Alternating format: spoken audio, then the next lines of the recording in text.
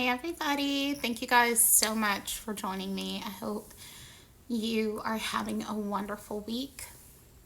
And I just chowed down on some McDonald's. I had the McDouble for 390 calories, the six-piece nugget for, I believe, 280. I had the spicy buffalo sauce with the McNuggets for 30. I had a cookie for 170, and and I had what do you call it? The pumpkin coffee drink, iced coffee drink for supposedly 260 calories. My Fitness Pal, I just said I had 300 calories worth, which is close enough, whatever. And I have an extra cookie.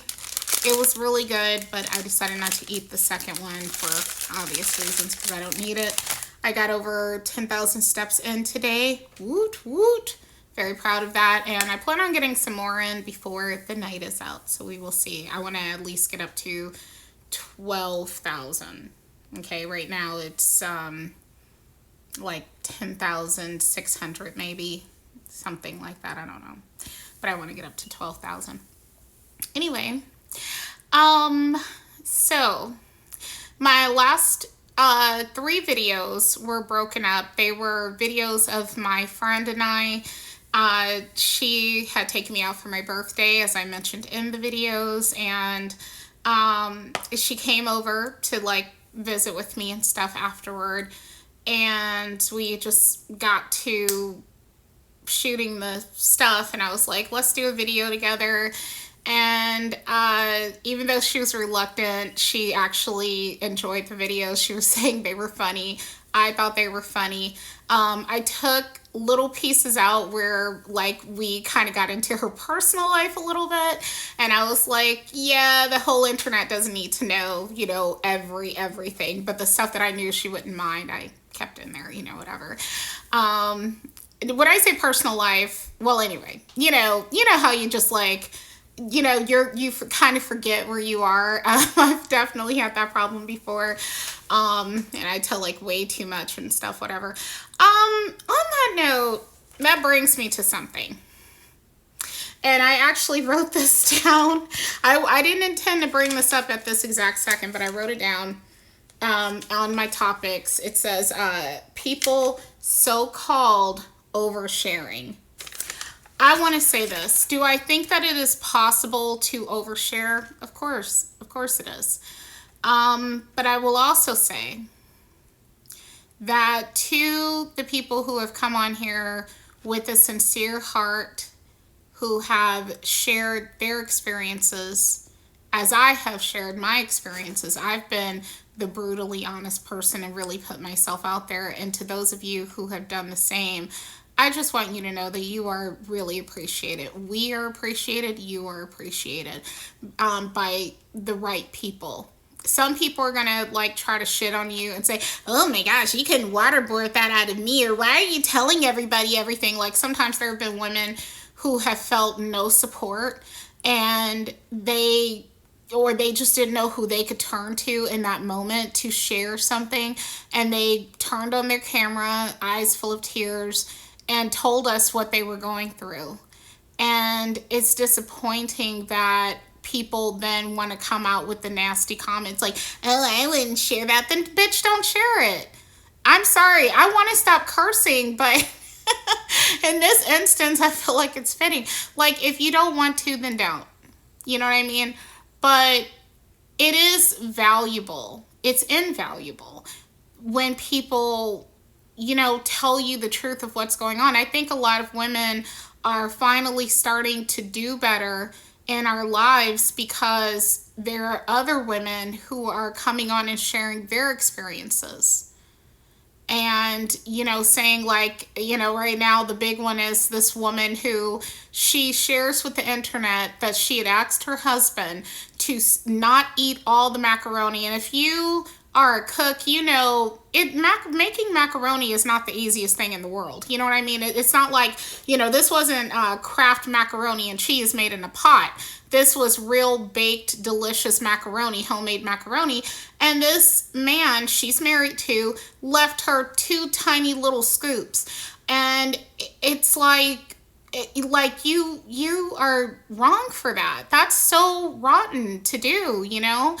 And I mean, like I've laughed about it before when, you know, little things have happened to me, but I gotta give my ex credit. I don't even think he was that bad when it came to like it, you know, it really was more comedic, more so from my standpoint, more so than that kind of disrespectful where you literally leave somebody not even a full portion out of a nice casserole dish full of macaroni, you leave them not even a full portion of macaroni and cheese, you know? And of course, a lot of these women will then come on and start defending this man. And it's like, in those instances, then I will say, girl, then why did you post it? Like, how did you not know how this was going to end up? How did you not know? Like, you know, or like the woman who her husband packed dog food for her. Like, what message do you think he's trying to send you, ma'am? You know?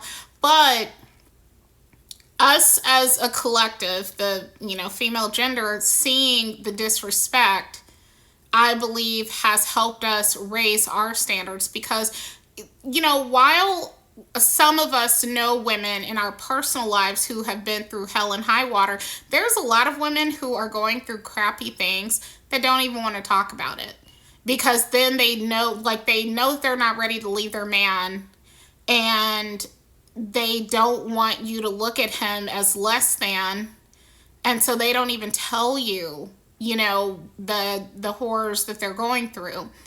And so, and I'm not necessarily calling the macaroni and cheese situation a horror. I'm just mean period, you know.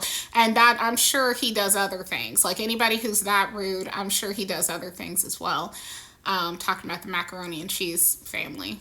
But yeah, so if you want to be brutally honest with the internet, be brutally honest. The one thing I will tell you is be mindful. Like, if you come on here criticizing your man, unfortunately, there are people who they have screws loose, because this is screws loose shit, to go and look that person up, try to find them, you know, and you'd be surprised at how easy it is to find people.